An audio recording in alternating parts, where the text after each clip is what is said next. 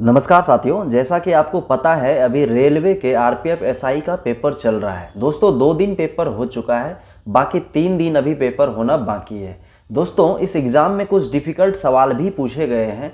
हालांकि ये बहुत ज़्यादा डिफ़िकल्ट नहीं है, बट अगर आप प्रैक्टिस करके नहीं जाओगे तो आपको डेफिनेटली एग्ज़ाम हॉल में बहुत ज़्यादा टाइम लगने वाला है, या नहीं तो फिर आपको ये क्वेश्चन छोड़ना पड़ सकता है।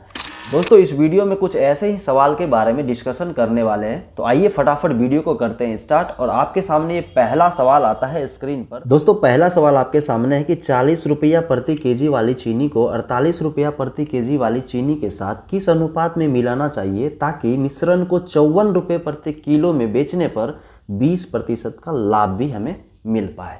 ध्यान से समझिए दोस्तों, 2 प्रकार का चीनी है, एक का मूल्य 40 रुपया, दूसरे का मूल्य है 48 रुपया।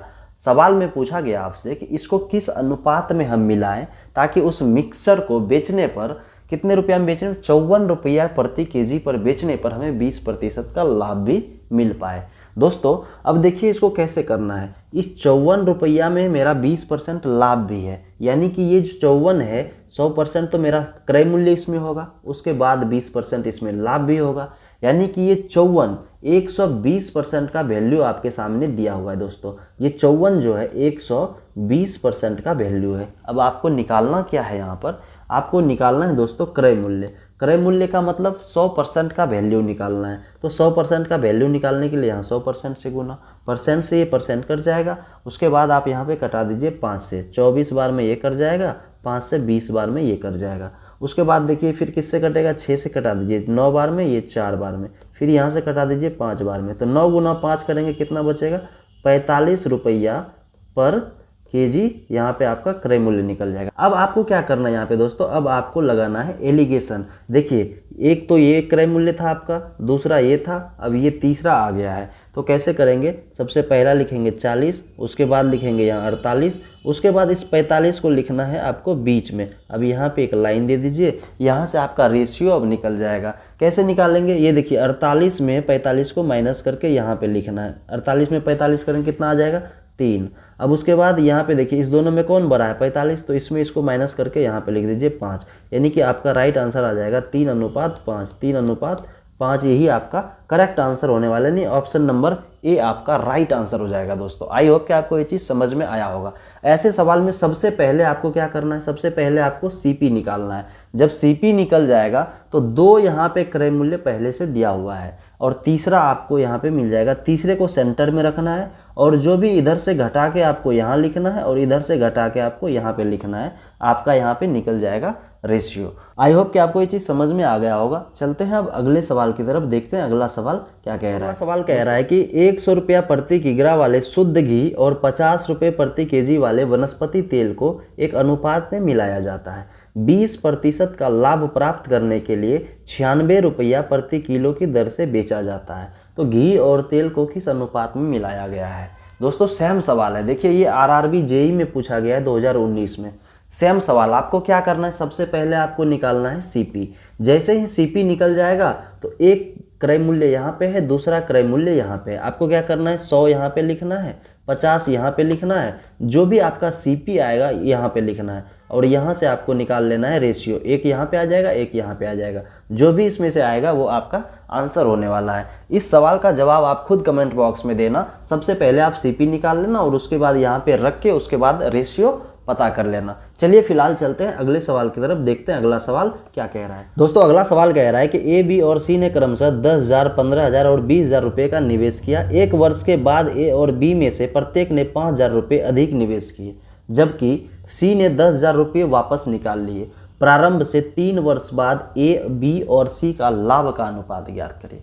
दोस्तों 3 लोग हैं यहाँ पे, ए है, दूसरा बी है आपका और तीसरा सी है। और मैंने आपको बताया है कि ये शेयर से संबंधित सवाल है। इसमें जो है प्रॉफिट किस पे डिपेंड करता है दोस्तों, प्रॉफिट डिपेंड करता है आपके इन्वेस्टमेंट पे, कितना आपने इन्वेस्ट किया है, और आपके टाइम पे, कितने टाइम के लिए आपने इन्वेस्ट किया है। तो दोस्तों सवाल में कह रहा है कि पहला साल जो है ए ने 10,000 रुपया किया था इन्वेस्ट, बी ने किया 15,000 रुपया और सी ने किया 20,000 रुपया। उसके बाद कह रहा है कि दूसरे साल में और तीसरे साल में जो है ए और बी में से प्रत्येक ने 5,000 रुपये अधिक निवेश किए। ए और बी ने 5,000 रुपया बढ़ा दिया अपना अपना। कितने साल के लिए? 2 साल के लिए, यानी कि दूसरे साल में और तीसरे साल में ये 5,000 रुपया बढ़ा के इन्वेस्ट कर रहा है। यानी यहाँ पे 15,000 रुपया और यहाँ पे भी 15,000 रुपया। ये कितना हो जाएगा? 20,000 रुपया, क्योंकि 5,000 बढ़ाया है। यहाँ पे भी 20,000 रुपया तीसरे साल में। और इसका देखिए ये क्या कह रहा है, 1 साल के बाद इन्होंने 10,000 तो निकाल लिया। 10,000 निकाला तो कितना इन्वेस्ट किया? 10,000 दूसरे साल में। तीसरे साल में भी कितना किया? 10,000 रुपया। अब आपको ध्यान से देखना है, ये तीनों साल हो गया, 3 ईयर के लिए हो गया, और ये सबका इन्वेस्टमेंट है। तो आप टोटल कर लीजिए सबको, ये कितना हो जाएगा? 40,000 रुपया। ये 40,000 हो गया। ये कितना? 20 20 40 10 50 5 55,000 रुपया। ये हो गया 55,000। ये कितना हो गया? 40,000 रुपया। 40,000। अब आप सबका रेशियो निकाल लीजिए। यहाँ से 3 जीरो खत्म, 3 जीरो इसका भी खत्म, इसका भी खत्म। कितना? 40 55 40। अब कितने से कटेगा? ये 5 से कटाइए 8 बार में। 5 से कटा दीजिए इसको। 5 से कटाने के बाद ये 8 बार में कट जाएगा, और ये कट जाएगा 11 बार में, और ये फिर 8 बार में। तो आपका रेशियो क्या आ गया? 8:11:8 आपका राइट आंसर हो जाएगा। यानी कि option number A4 Apple is the correct answer. आइए अब देखते हैं अगले सवाल को। इसमें सिर्फ आपको ध्यान रखना है कि कौन व्यक्ति कितना इन्वेस्ट कर रहा है और कितने टाइम के लिए कर रहा है। यहाँ पे 3 वर्ष के लिए कर रहा था, तो हमने तीनों साल का यहाँ पे लिख दिया। ऐसा इसलिए लिखा क्योंकि पहले साल में 10,000 था, दूसरे साल में फिर इसका बढ़ जाता है इन्वेस्टमेंट, इसीलिए हमने अलग अलग लिखा और सबको लास्ट में जोड़कर उसका रेशियो हमने निकाल लिया। तो दोस्तों चलते हैं अब अगले सवाल की तरफ। देखिए अगला सवाल क्या कह रहा है। अगला सवाल देखिए कह रहा है कि पंकज एक कुर्सी की बिक्री पर पहले 250 रुपये की नकद छूट और फिर 8% और 5% की 2 क्रमिक छूट प्रदान करता है। यदि कुर्सी का अंकित मूल्य 4250 रुपये है तो दी गई छूट योजना के बाद ग्राहक के लिए कुर्सी का अंतिम मूल्य क्या होगा। यहाँ पे देखिए 4250 रुपये था और इसमें से 250 रुपये तो उसको छूट मिल गया। 250 माइनस करने के बाद कितना आ जाएगा?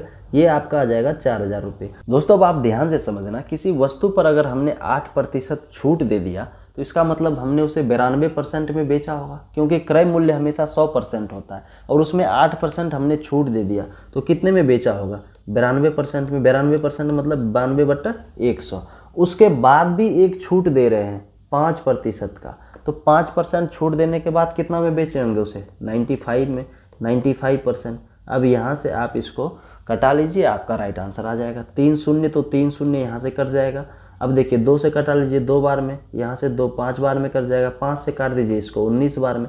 अब आपके सामने आ जाएगा दोस्तों 2 गुने का 92 गुना 19। अब आपको गुना करना है, गुना करके जो भी आएगा वो आपका राइट आंसर हो जाएगा। अब गुना करने के लिए भी आप यहाँ पे ध्यान से देख सकते हैं, यहाँ पे भी ऑप्शन में लास्ट में 0 है, यहाँ पे भी 0 है, यहाँ पे भी 0 है, और आपको पता है कि इसको गुना करने के बाद 0 नहीं आने वाला यूनिट डिजिट। 2 दूना 4, 4 9 36, लास्ट में क्या आने वाला है? 6।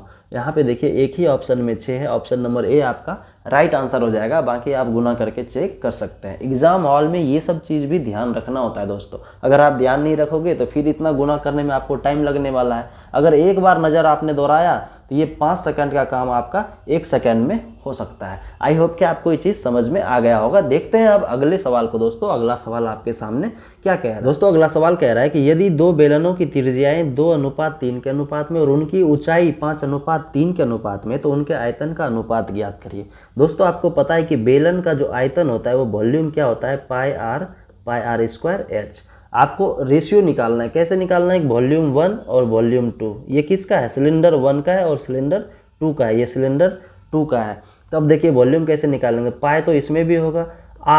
आर देखिए क्या है? त्रिज्या का अनुपात 1 का, वॉल्यूम 1 वाले का देखिए, यहाँ से देखिए आप, ये सिलेंडर 1 का हो गया और ये सिलेंडर 2 का हो गया।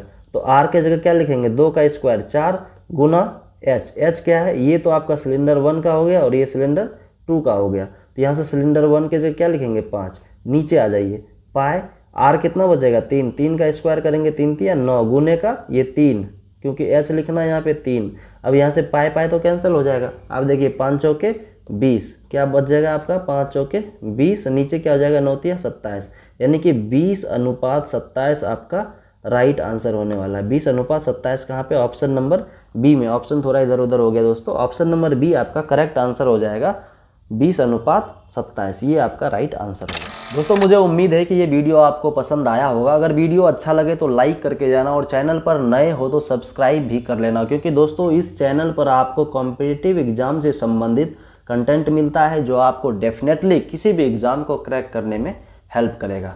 धन्यवाद।